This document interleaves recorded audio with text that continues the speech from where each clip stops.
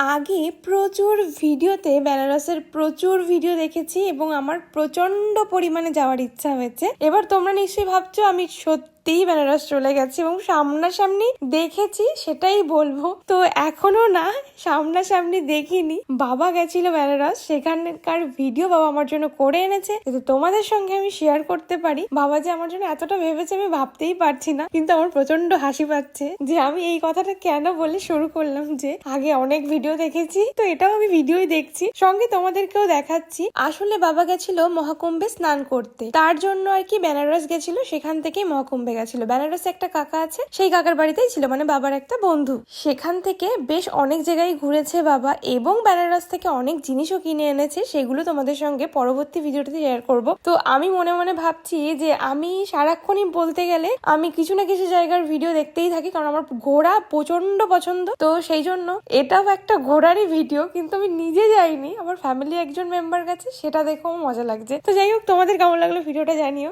Tata.